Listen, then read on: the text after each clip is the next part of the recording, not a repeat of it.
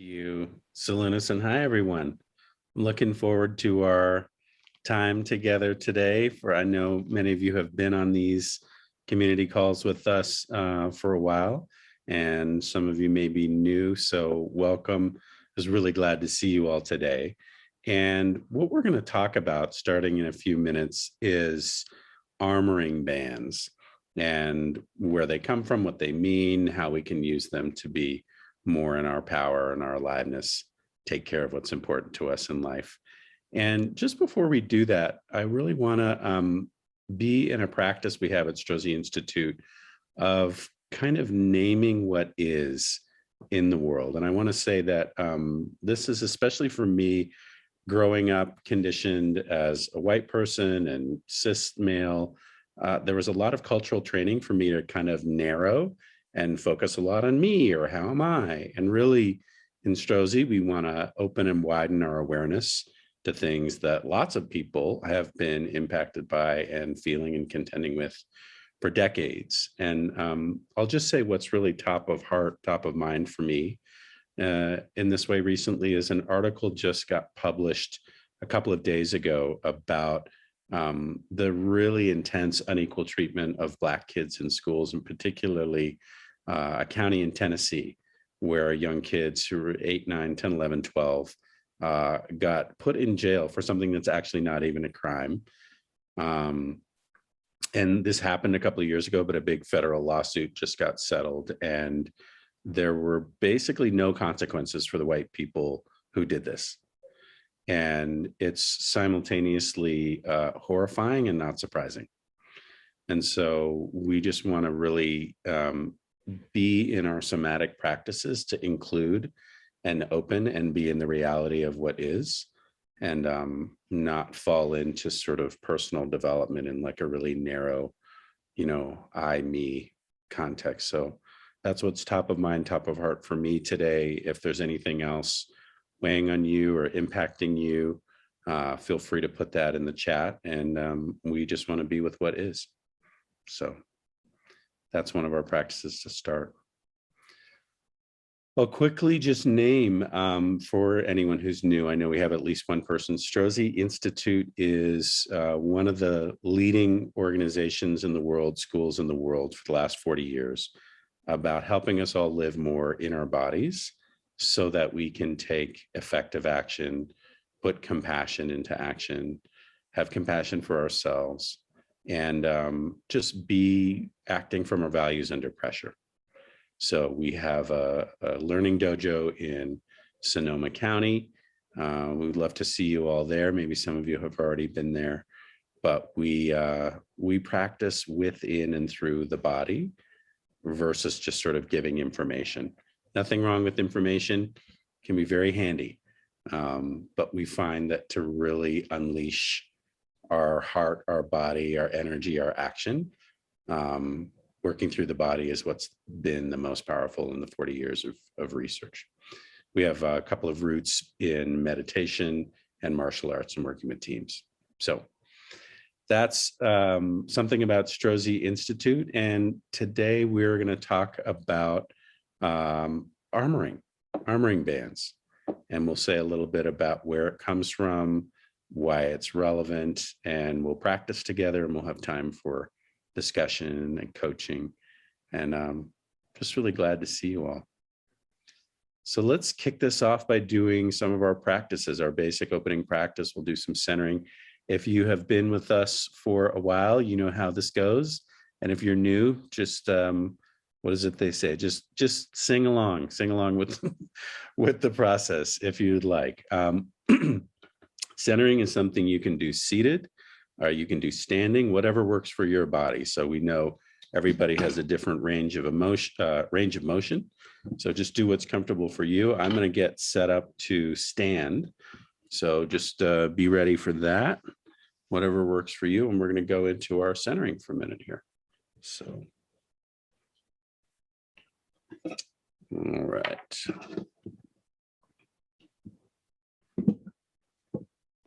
Okay. All right.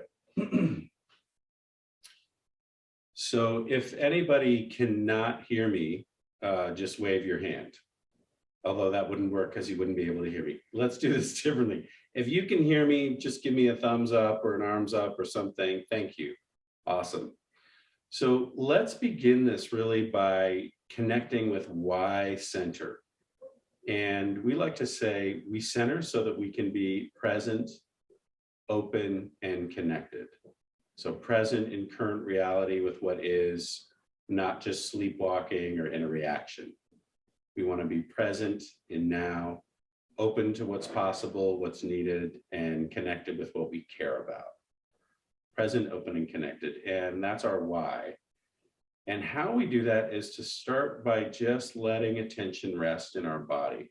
If you're someone that can feel more if you move or wiggle or stretch, feel free to do that, whatever your body may need. And just let your attention come below the neck, into your whole body, into your legs, your feet, your belly. Just feeling what it's like to be in your body in this moment. Nothing to change, nothing to fix, just being with what is. Sometimes here it's great to come into attention on temperature, the sensation of being cooler or warmer. You might feel a place in your body that feels a little bit more tight or a little bit more open. You might feel a little bit of motion. And you might just notice feeling a bit blank or numb. All these things are welcome, nothing good or bad.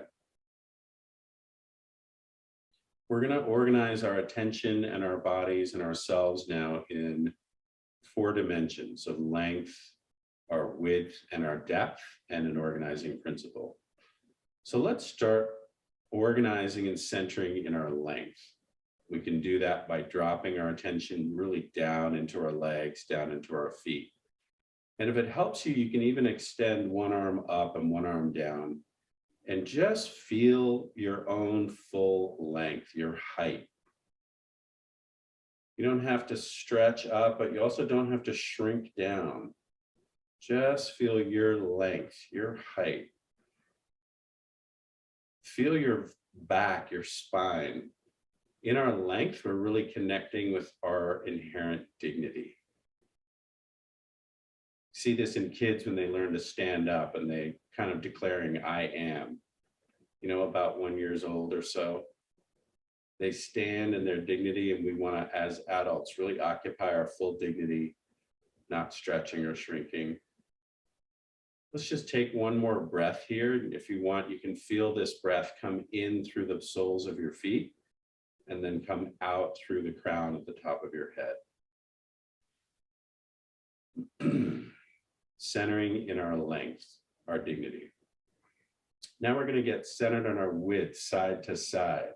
So again, if there's any motion that helps you do that, centering in our width, just feeling all the way from our left side to our right side. If you want, you can even rock back and forth just to find what is center feel like in your width for you this morning. There you go. Yeah. And let's try a quick contrast here. A great way of getting centered is to feel the difference. So you can go along with this if you want. I'm going to pull my width in just, 2 or 3%. Just pulling in a little of my width. Feel how you might do that. What has to happen in your arms, your belly, your jaw.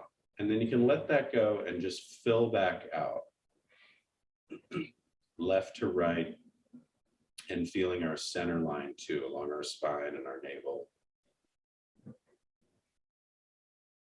In width, we can open for connection. We can make a centered boundary. We can say, this is where I end, this is where you begin. We can both be in our boundaries and in connection at the same time. Centering in our width like that. Now we're going to center into our depth, front to back. Can start this by just rocking back and forth a little bit and feel what is center for you.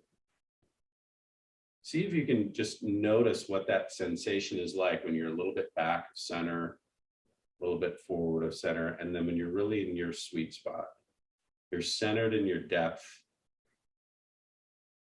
not rushing forward, not pulling back. And again, if it helps you feel your depth, you can extend an arm forward and back. Sometimes I find it handy too to have a hand on my belly and a hand on my lower back. A lot of our days, we look at flat things, right? A flat screen, a flat piece of paper. But you have depth. We have depth. Backside, an inside, and a front side. And see if you can feel at your back the path you have already walked in life. What have you already integrated? What have you already learned? What's already good enough about you, the whole path of your life and the people at your back?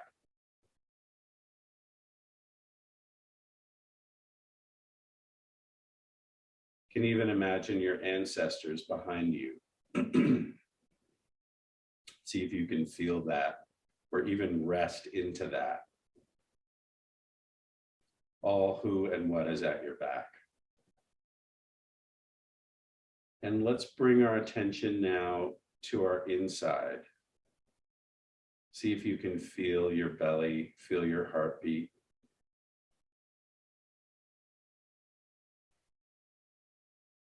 All the life and world inside you. Blood moving, lungs breathing. And now let's let our attention open forward. So still connected with our backside and our inside, but opening forward to longing, possibility, your day, your year, this period in your life. And opening forward, we want to let ourselves long, let ourselves desire, let ourselves care. Still connected with where we come from and what's bubbling inside of us now. And finally, let's put our attention a couple inches below the belly button. If it helps, you can put a thumb in your belly button and then just below your fingers. This is our center of gravity when we're standing.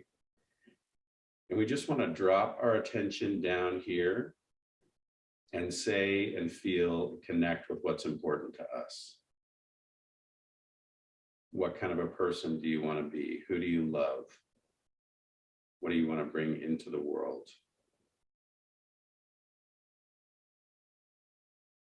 Feel, sense, or imagine that your commitment lives here down in your physical center. This is the place you can move from today. This is the place you can come back to, your center, your care, your commitment.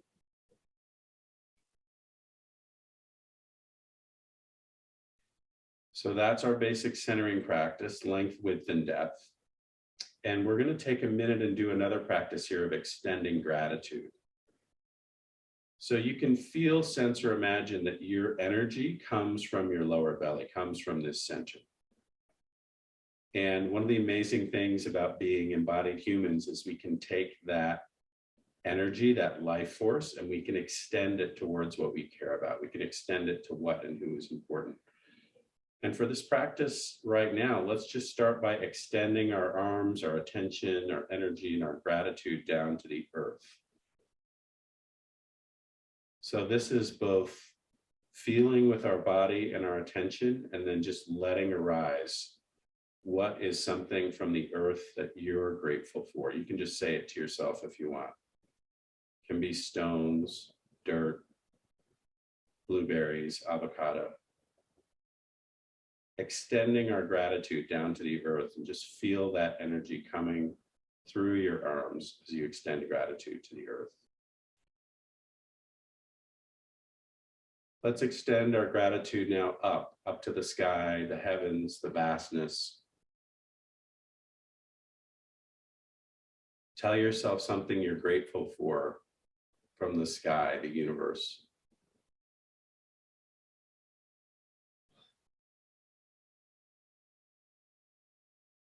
Let's extend our gratitude out now to people. extending gratitude to the people that are easy for us to love and be grateful for, and then sometimes you may want to stretch.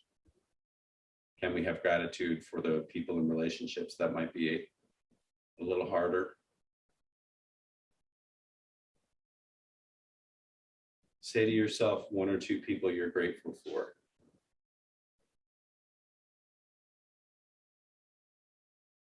And lastly, let's bring one hand on our chest, one hand on our belly. Let's extend gratitude to ourselves. What are you grateful to yourself for?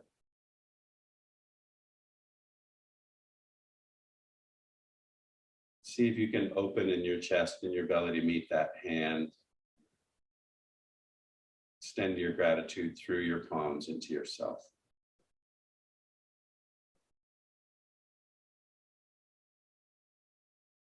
All right. That's our practice of extension and extending gratitude. Let's go ahead as we come back and just put a word or two in the chat for your mood after our opening practices.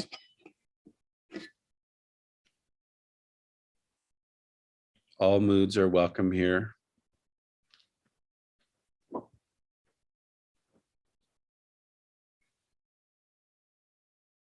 Thank you.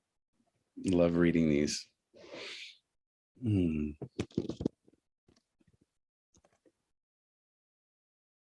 Awesome.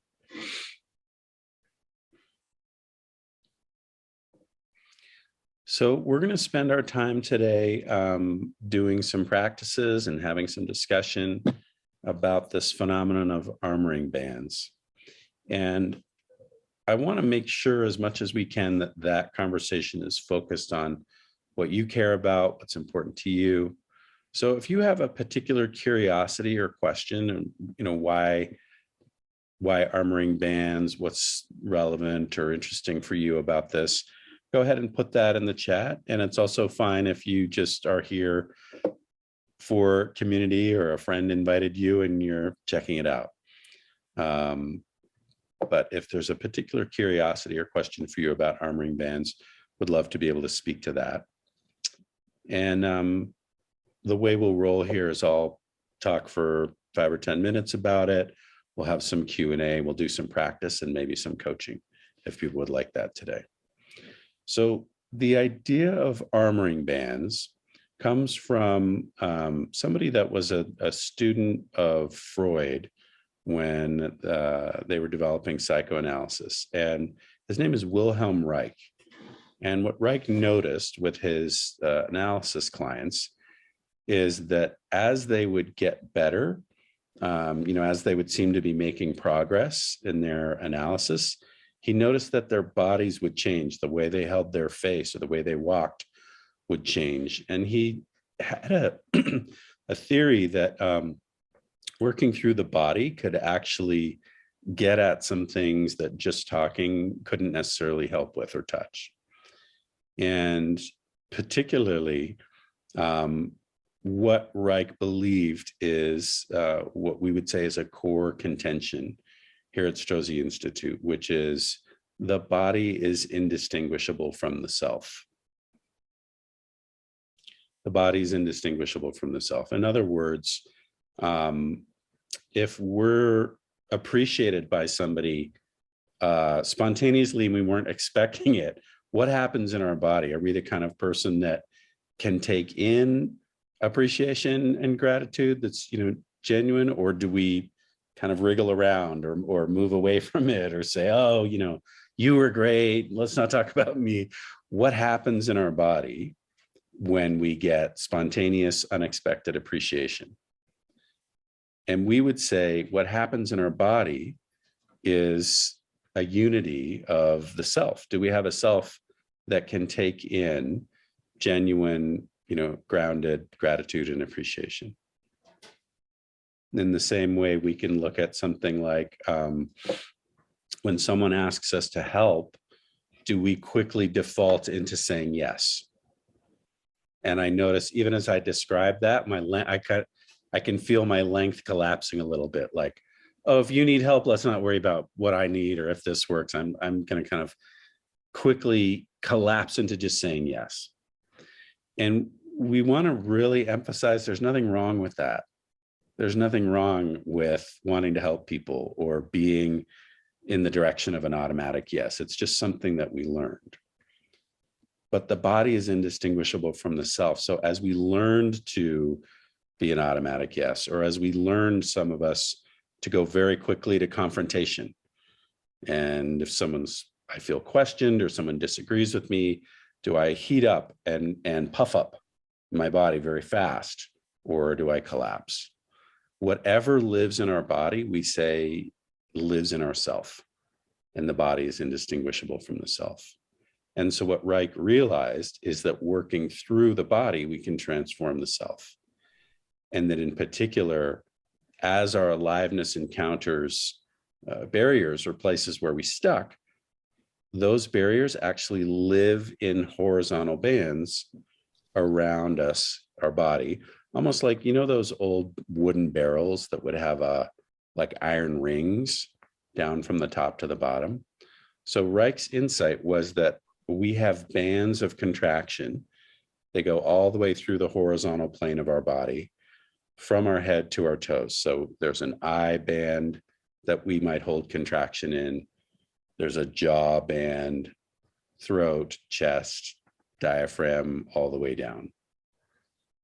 And again, like we said a minute ago, to hold contraction in what we're now calling these armoring bands is not a bad thing. It's not a flaw or a fault.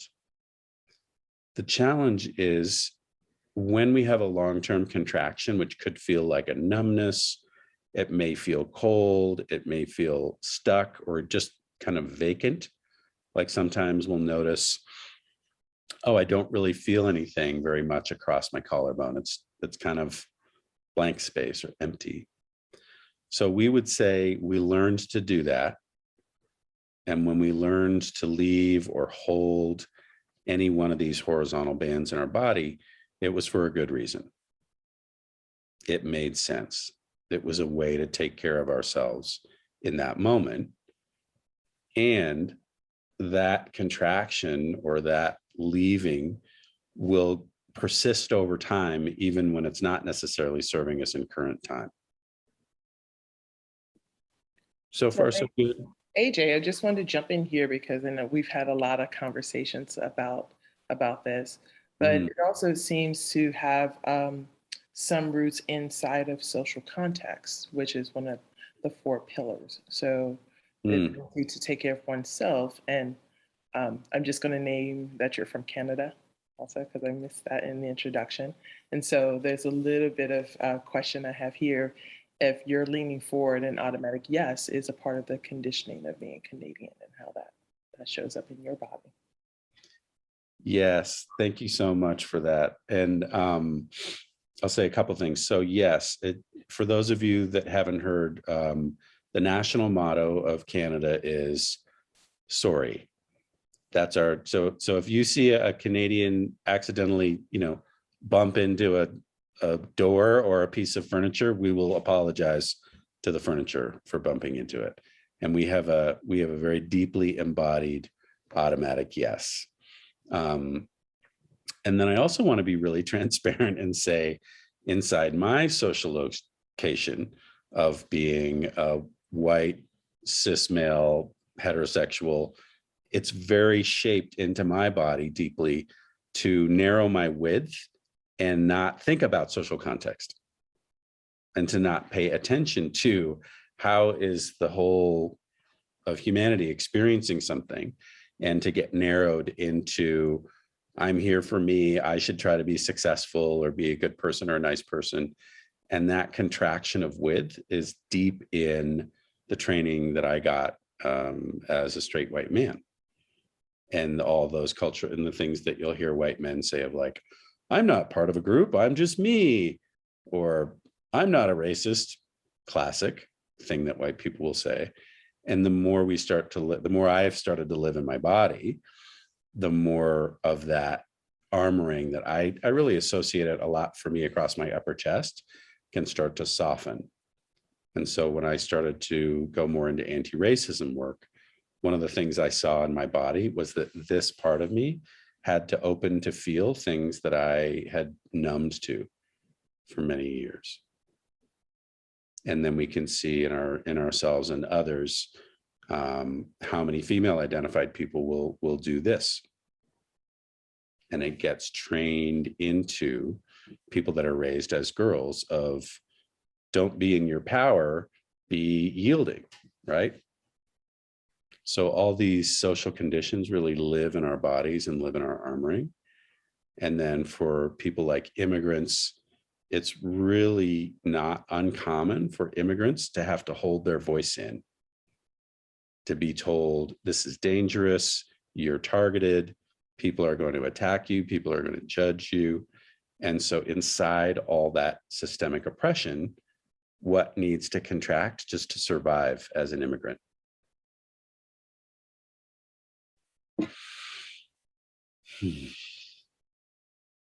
So all these things live in our bodies.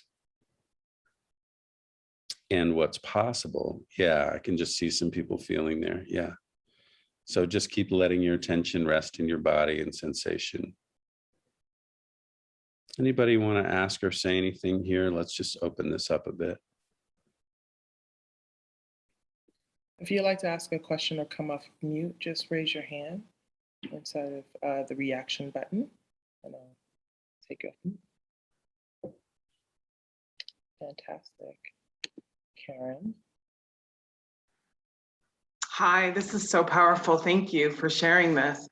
I was just curious. I noticed this is only the second time that I have come to one of these, that I hold a lot of energy in my hips. Mm-hmm. And I was also curious if the banding had anything to do with meridians or chakras, so it's a two-part question. Great. I think I'm tracking the second part about meridians and chakras. I can tell you what I know there, which is not everything by far. And I want to make sure I understood the second part. You were saying you holding it in your hips. And was there a question? Yeah, I was curious, like, what does that correlate to? Yeah, thank you, Karen. Thank you. Welcome to your second time. Thank you. Glad to have you here. So I'll say the second question first, if I can. It's probably a shorter answer because I'm not super literate, in all honesty, about chakras. But what I know is that from Chinese medicine, the motion of energy and aliveness, the meridians are vertical, right? So we have energy flowing through us head to toe, as I understand it, and I'm not super trained here. And those horizontal armoring bands where we hold, and it can be memory, it can be tension, it can be a point of view, a way that we survived. That horizontal armoring band is impeding the natural flow of the energy and aliveness in our body, which I'm pretty sure the meridians are vertical. If someone else knows better, please correct me. We have lots of wisdom here. So, and yeah, the bands, in my partial limited understanding of the chakras, very much live on those same planes, right? So heart chakra, heart band, throat chakra, throat band, and all the way down, through the pelvis. And we would even say there are armoring bands we can find in our thighs, in our feet, right? Some of us have learned to tiptoe in the world, to be careful. And so we can hold a contraction, long-term contraction in our feet. Again, I think we cannot overemphasize this. If that's a place we hold a contraction, we learned it for a good reason. And part of why I emphasize that is I was trained growing up, and I think this is another part of whiteness and maleness, to be a critic of myself and everything. So if I learned about armoring bands, I would say, oh, I shouldn't hold my feet. I shouldn't hold my chest. But inside somatics, we say it's something we learned. And it made sense when we learned it. So that's something about meridians and chakras. And then, Karen, if you're open to it and you don't have to, I'm curious if you have any thought or intuition about your hips. We would generally say there's not a sort of objective or inherent meaning to any of our contractions, but they have a history for us, and we might not be alone in that history. It's likely we're not alone, but it's not that, okay, you know, this means that. Yeah. So I've just become aware of like the tension, particularly on the right side. And as I understand the limited understanding of the width, and I think it's where I hold fear. That's my initial, I've been trying to work with that energy and really expand it. And I really, as I work with it, it seems to be more sensitive. So that's all I have with that so far. okay. Are you open for a question there? Yeah. As you're feeling that more sensitivity, and it sounds like maybe being more curious there, does that process feel, are you like, ooh, let me keep going here? Like, yeah, kind Yeah. of, yeah. Yeah. I'm a deep diver. So like when Ooh. I when I get in, when I become aware of something, I want to know everything. And I have a commitment to have a great relationship with my body. And so it's like, hey, what about this? What about this? Awesome. That's wonderful, Karen. I remember that it's only your second call, but are you open for one more question? Yes. What's one of your favorite or most enlivening experiences in being with your body? What's a way that you love to be with your own body and feel yourself? Oh, walking in nature, hiking, walking in the beach, anything outside, a cartwheel. Yay, I love that. Awesome, Karen. Yeah. Well, I'm so glad that you came off mute and talked to us and shared with us a little bit today. Thank you. Thank you so much. Thank you. All right. So it looks like we have, if you are ready for one more, AJ. Yeah, for sure. Daryl, I hope that I said that properly. I'm going to take you off mute as well. Yes, thank you. You said it perfectly. So I was trying to understand armoring bands, and through the conversation and Karen's question, there was some resonance. I feel have like stagnation in my hip area, and I just associate that area with my base, with creativity. And so I've been moving a lot more, walking in nature, like you say, and just like gyrating my hips, as disjointed and unsmooth as it may be. But it feels like there's some awakening when that happens. Like there is energy forces flowing. And so as awkward as it sounds and may feel when you're doing it and cracking and popping and stretching and like all the stuff that you're feeling in here and inside, I feel that it's liberating. And I have the stress knot in the back of my shoulder blade. And that was more of my question, but then after Karen asked her question, there was resonance. And AJ talking about the bands, right? Like, and aligning it with the chakras even, that is my heart. And I'm an empath that's working on like finding a way to transform that phrase, because like I am compassionate. So I'm not just holding this energy anymore of what I'm feeling, but I'm also moving towards action. So I don't know what that word is. Is it I'm a compassionate? I don't know if that congregation is correct. But that's just what I was feeling. I wanted to share. Thank you. Thanks, Daryl. I really appreciate hearing you. And I want to offer that if you want to chat more or hear questions, we can do that. And also, I know sometimes people just want to share something and doesn't have to go into a conversation. Do you have an intuition of what would feel good for you in this moment? Oops. Great. Yes. I've thought of me exploring somatics as being able to save humanity. Because of the inherent or inherited trauma in our bodies, compounded with our own creation of trauma and experiences of trauma,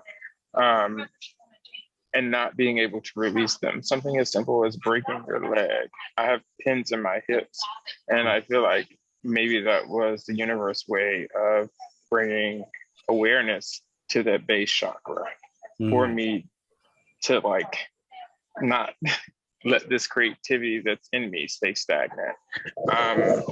And like I literally have had a vision of me in the White House, and I feel that somatics is gonna be the conduit of being a leader of a free universe, not just world, because it's infinity beyond what we know. We're still finding out new information each day and how it feeds where we are and why we exist and what we're here to do. So that's just something else I wanted to share, and I would love to hear your thoughts back on that, or anyone else. And I'm new to this, but I feel like I'm not at the same time. Like this was meant for me to be on this landmine of blowing up this information to the world. Daryl, my goodness, thank you. I just feel inspired when you talked about being in the White House. I just get this feeling of warmth, like rising up the midline, rising up my belly, my chest. And I want to offer, if I may, you tell me if this is okay. Can I ask you an intuitive question? Yes, please. How do you see your capacity for receiving support from others? Can we all help you get to the White House and blow up this information to the universe? Or have you potentially, I know a lot of us have learned self-reliance, and that we have to sort of do things, you know, on our own, or that's got a virtue to it. And I'm curious, just intuitive question, how's your capacity to receive people at your back, at your side, supporting you? I guess it goes to the question, what is me? I am you. And so to answer your question, yes. Like I'm in here, in this space and all spaces, to take up more space, and to be connected with other humans, and especially ones that I vibrate good with. And I'm also a Libra. So I feel like I was born in this world to transform energy, because we have that ability. We're the only ones in the zodiac that can get along with other signs. And so I don't think that was by accident either. And so I'm up for the transforming of, and for the community of oneness. Thank you. Awesome. I want to keep spreading the attention around the group. Daryl, thank you so much. I want to recommend, you might really enjoy, if you haven't seen them yet, some of the books from Strozzi Institute. One is called I'm going blank. It's Anatomy of Change by Richard Strozzi Heckler. I can see the picture of the cover in my mind.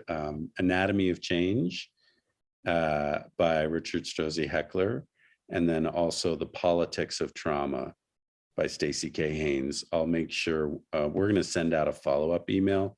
Some of you may know these books, but thank you very much, Daryl, and I'm excited to be on team with you for all that you shared. AJ, we have Madeline. I hope I said that properly as well. And then I just want to add, we have a few questions in the chat. Great. So we want to go there as after Madeline. Thank you. Awesome. Yeah. Hi. Thank you. Yes, Madeline. Yeah, this is my first time.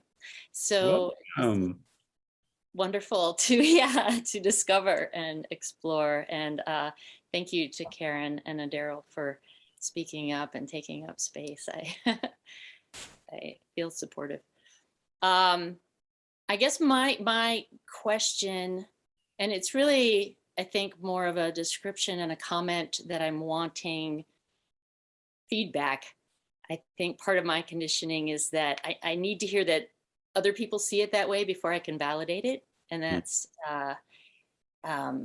alive in me.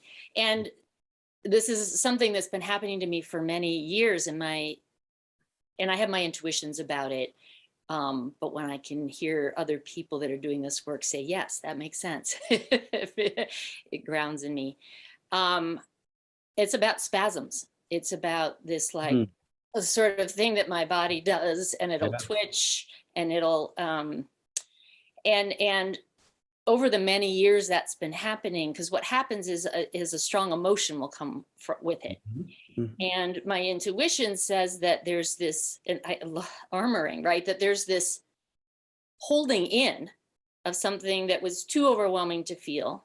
And like you said, that protected me at some point. And also as a cis female in this culture, I was taught to hold my stomach in. I was taught to hold, just contract. And I guess what happens is that, over time, as it releases, that feels like a wonderful healing thing. And then the emotion comes up with it. And then the impulse to contract happens. So I guess just words around that. So for instance, lately, like if the fear comes up, what happens is there's like a feeling of falling. Literally, I have this like, and just any words around how to be with that, how to hold space for that in the body, to facilitate that process, maybe to help my mind kind of relax as it's happening in my body. Thank you, Madeline. What do you notice right now, having shared that with all of us? I'm feeling sensation here in my back and my neck. And this is, a lot of the tension is in my jaw about having a voice, what you said about immigrants, that fear of speaking up. And yet when it comes from my heart, there's also a sense of strength and relief in it, and some fear of like, oh, what's going to happen now? Yeah. Was it okay? A little cringy. Right. And I appreciate you naming the gender piece and the harm visited on people raised as girls, and how that shows up as like, you have to be this way and hold all this in. So I want to just be open and present with that and invite all of us to let ourselves be with that. And I heard you say about, ways to work with that, or tell me if this fits. What I interpreted from what you said is like, how do you give that more space? How do you have practices that would let this aliveness keep moving through you, and whatever has to be felt or trembled?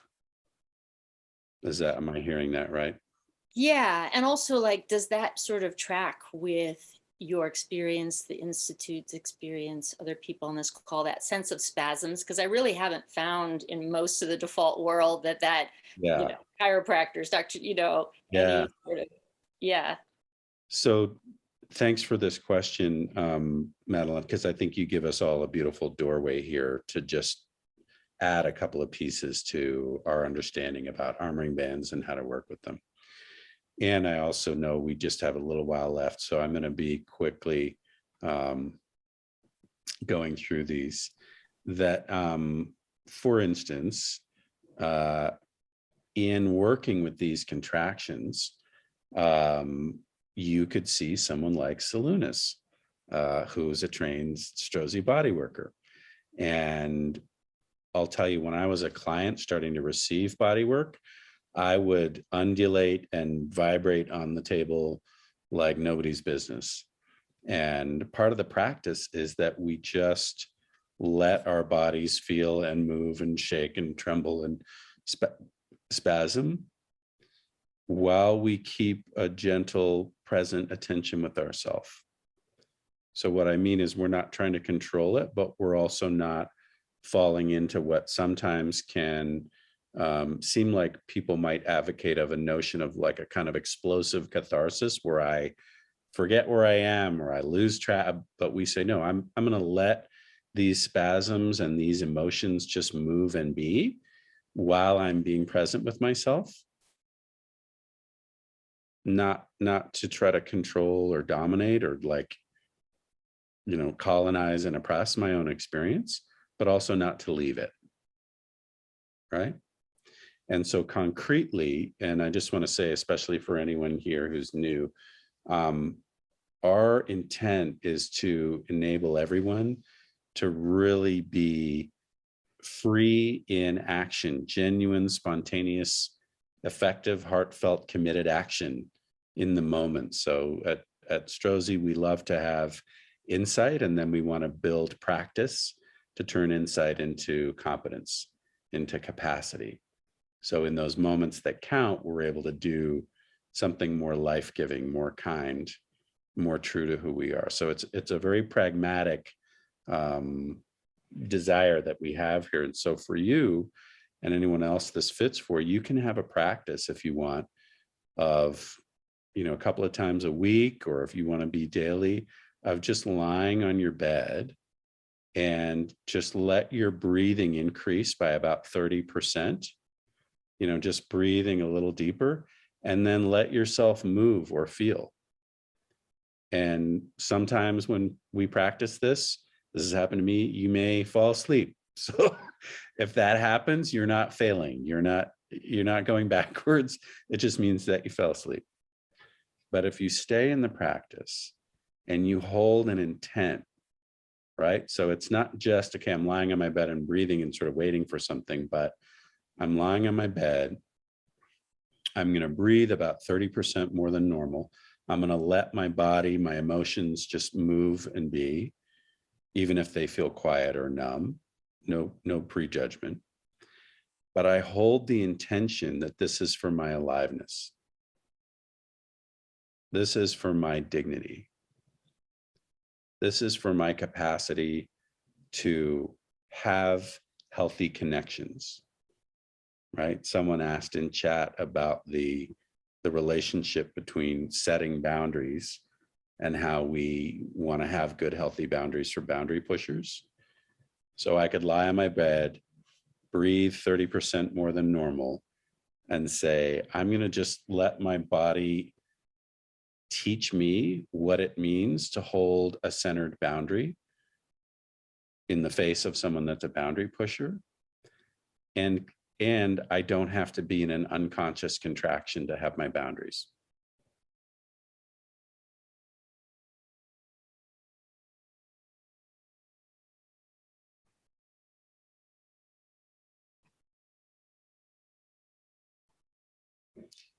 Madeline, I see you nodding. We're going to transition here in a moment.